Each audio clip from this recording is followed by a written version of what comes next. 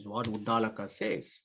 So our man then says, if the Supreme is so subtle and cannot be seen, how can you still convince me that he exists? So he said, you open the seed, you can't see anything, right? Because he is very subtle. So Shvetaketu then asks his dad, if he is so subtle and cannot be seen, how can you convince me that he actually exists? Yeah, you may just be bluffing to me that he exists, but I still cannot see. Can you explain this more? Bhuya eva ma bhagavan vijñāpayatva iti. So Uddalaka says, okay, tata somya iti hovacha. So that is the next example. The fifth example that Uddalaka has discussed so far, taking the Nyagroda tree. Remember, Nyagroda tree, where and all he has used the Nyagroda tree. Beehive, then the different branches, then how the seed he comes. So then, to illustrate further, because he is in the ashrama, and in ashrama, his wife is doing all the cooking, right? So there I have a small question. What is Uddalaka's wife's name? Does anybody know what Uddalaka's wife's name is? Aruni. Aruni? Okay.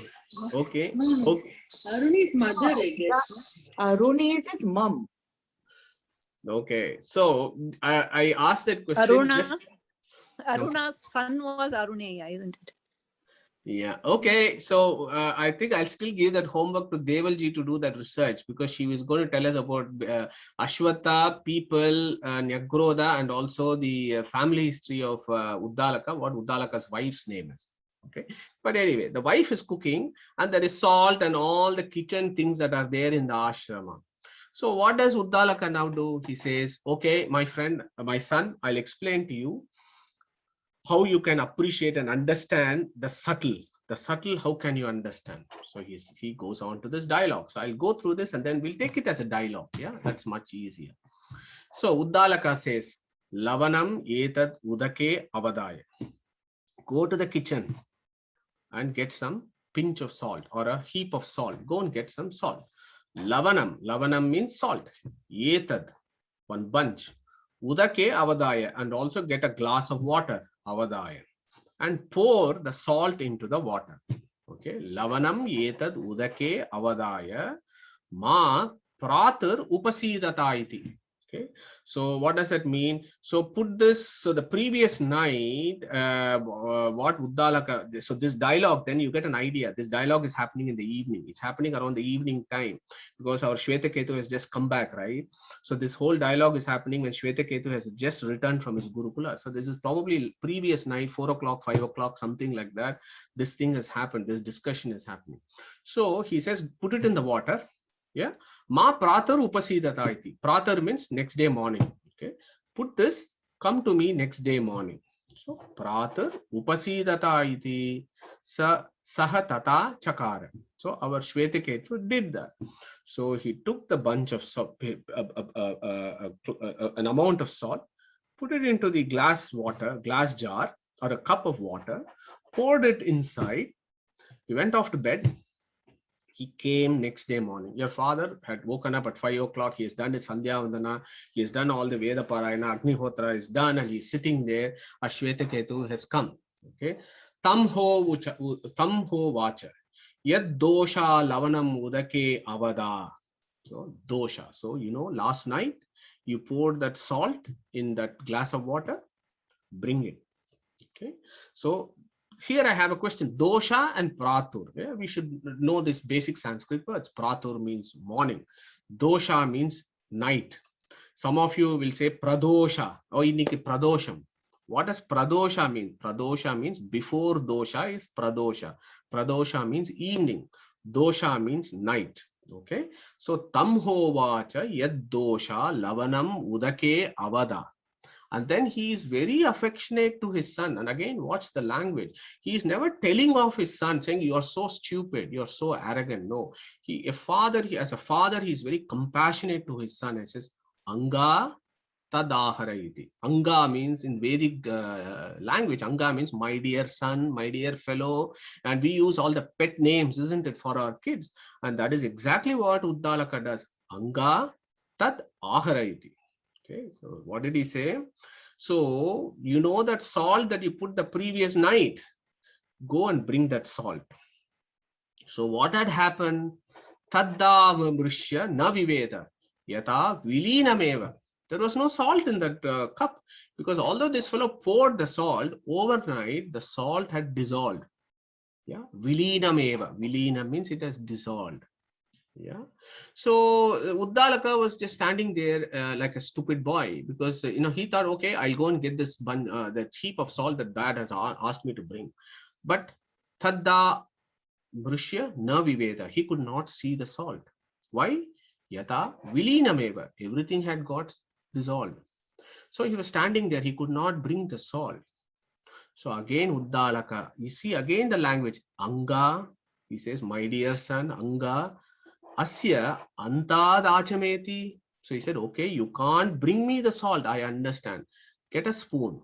And Uddalaka Shvetaketu takes a spoon, and he says, Anga asya antad achameti. You know what achamaniya. You put something in your hand and you taste. Yeah. Antad achameti. So take a spoon, put it inside the top end. Just take some from the top end of the beaker and then do a achameti. Katamiti, what did you taste? Shvetaketu said, Lavanamiti. Oh, there was some bit of a saltness there in that water. So then Uddalaka said, Madhyad achameti katamiti. So take some water from the middle portion of this glass. Katamiti, lavanamiti. Oh, it tastes saltness is there. Okay. Again, antad achameti katamiti. Go to the bottom end of this of this glass. Take an achamaniya and taste it. What do you see? Lavanamiti. So top, middle and bottom, there was saltness that he was able to taste, although he was not able to see the salt because it had got dissolved. So Uddalaka immediately gives him a lesson in philosophy by this very, very practical example. Abhiprasya etad ma upasidata iti. Okay, fine. Throw the glass of water. Wash your hands. Come back to me. Okay. Abhiprasya etad ata ma upasidata iti. So when in Sanskrit, again, when you read it, everything is joined up, but you have to open it. That's called padacheda. So when you do padapata, it becomes very, very nice. Abhiprasya etad ata ma upasidata iti. Taddatata chakara.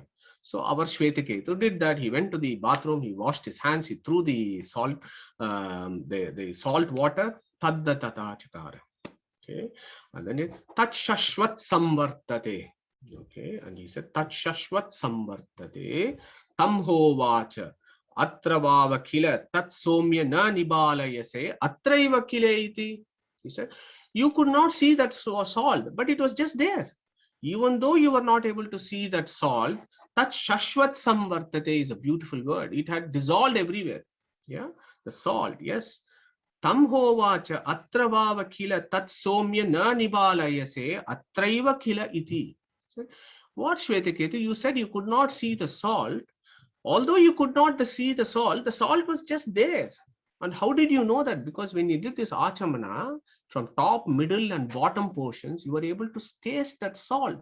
Although you were not able to see the salt, it was right there. And you were able to experience this by tasting it, by doing an achamaniya. Salt was just there. You did not see it. It is subtle and everywhere, and you cannot see it. So by taking this example of the salt dissolved in the water, Uddalaka immediately opens into this deep philosophy. And he says, look, this supreme Brahman is very subtle and he is everywhere. You cannot see it. But that doesn't mean he does not exist. There is a mechanism by which you can actually experience him. You can experience it. You may not be able to see it, but you can experience it. And there is a mechanism that I'll tell you later. But just because you can't see it doesn't mean the salt does not exist. Similarly, when you broke open the seed and you could not see anything there, does not mean that that Antaryamin does not exist there. That is the argument of Uddalaka. So every example that Uddalaka gives is related and linked to the previous example. So you read it with that, it is an amazing story. So why is that? So this is my last slide here. Yeah, I've given some interesting concept about the visible universe versus the invisible universe.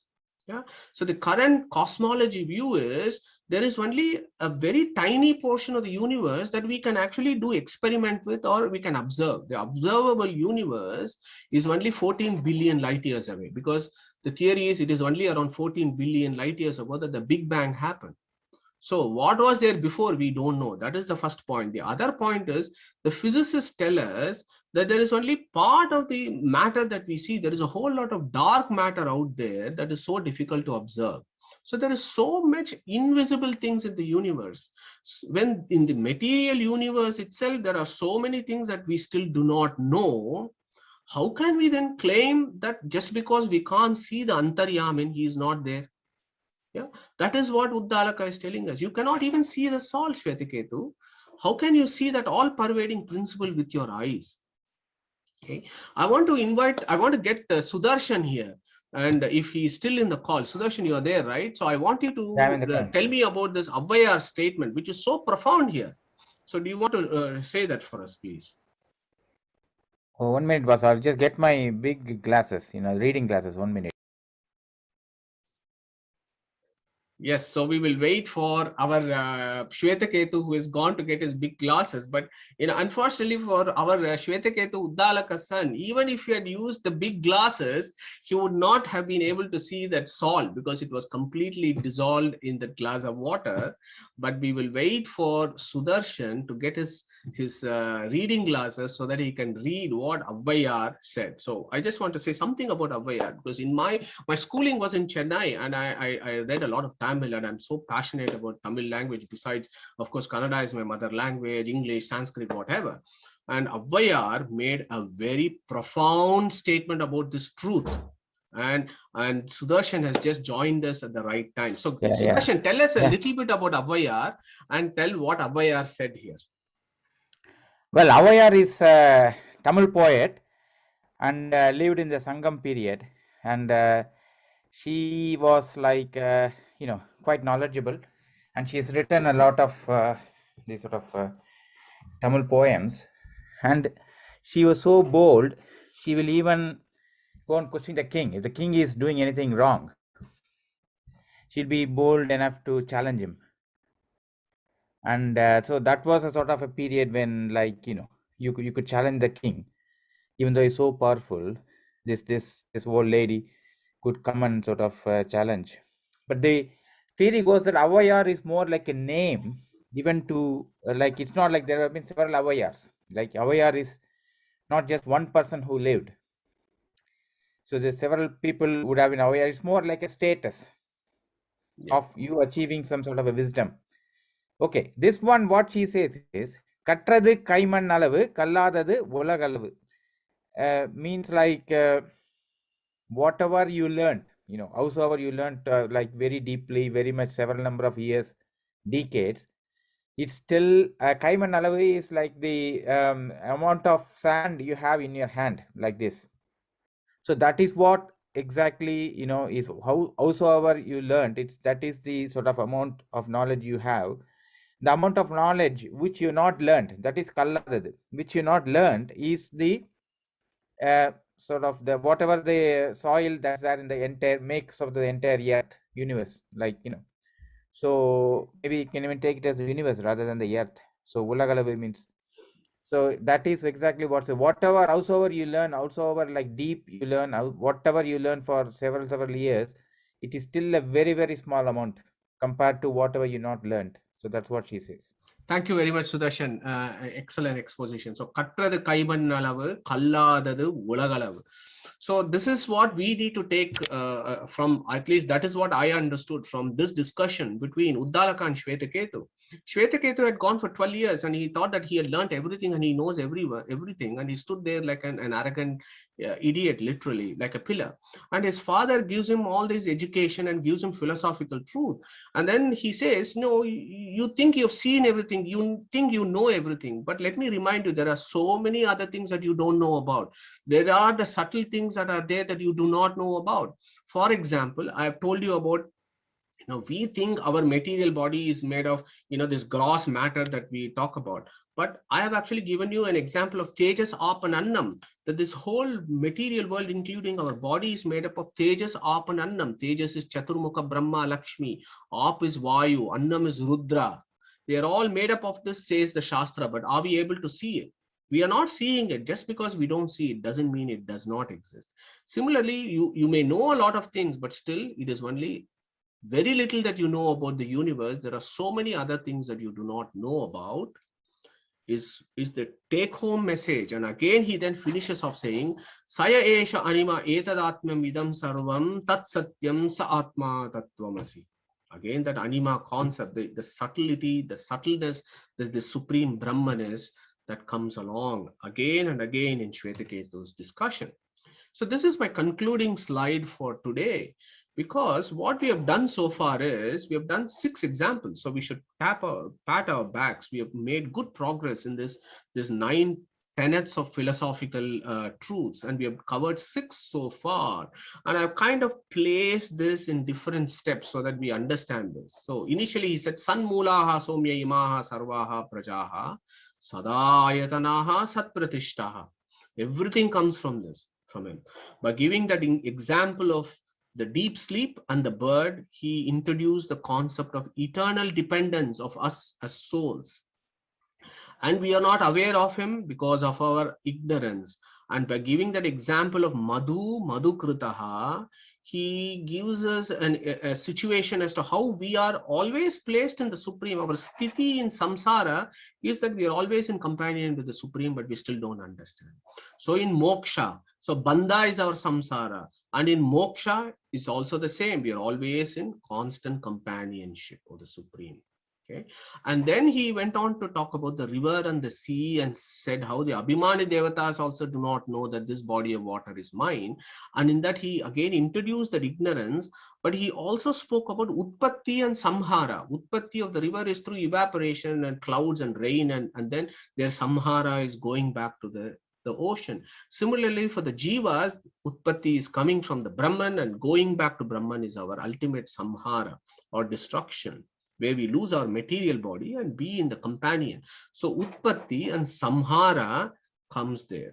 And then when he talks about this tree, which is enjoying sucking the water, and modamanaha, pepiyamanaha, modamanaha tishtati, he says even in your affairs of daily life, the very fact that you're able to enjoy certain things is also happening because that supreme being is making it happen. Niyati. Yeah, that is what he's talking about. Then when he talks about the seed and how that seed becomes this big tree, he again brings that concept of not only antaryamin, our dependence, and how our origin, we are so grateful for this person who has brought us into this material world. He talks about utpatti. Okay. And then when he talks about the salt and how that salt has pervaded this glass of water, and how you're taking the sips of water from different levels, you taste the saltness, although you're not able to see the salt. He's talking about that all pervading subtle principle that is there in all of creation. And that is the definition of Brahman. Yeah. Brahman means what? Brahmeti Brihanto hi asmin gunaha iti Brahman.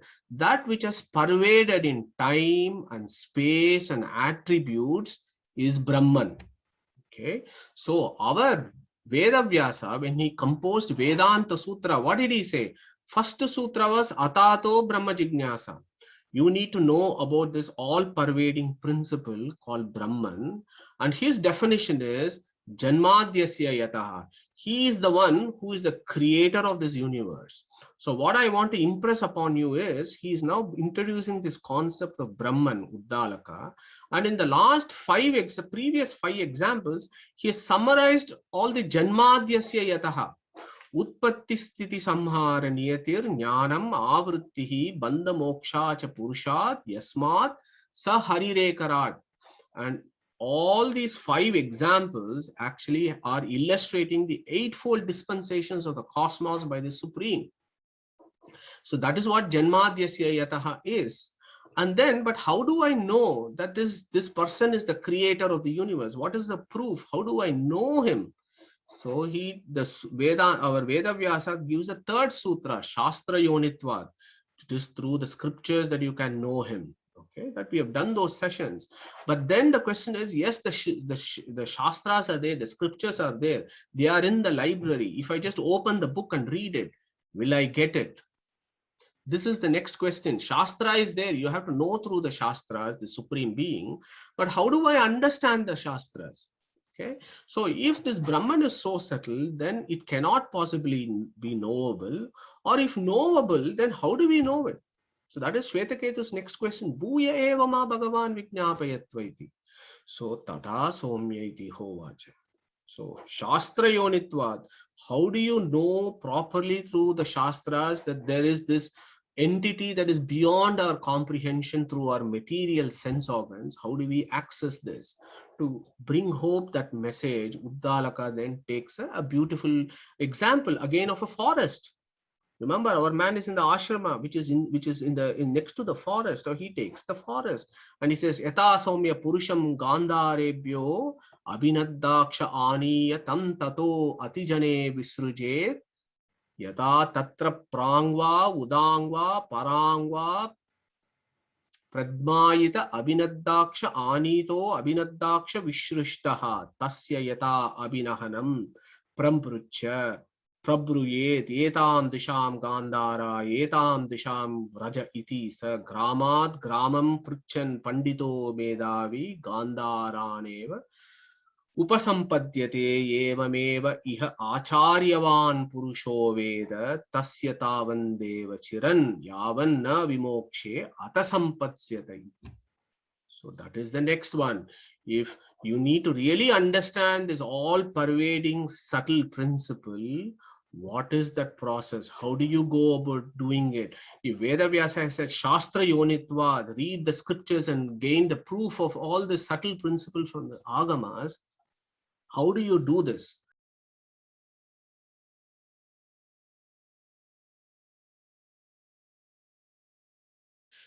HinduKnowledgeAcademy.com will celebrate Vedic culture and present its philosophies to the modern Hindu in an accessible format.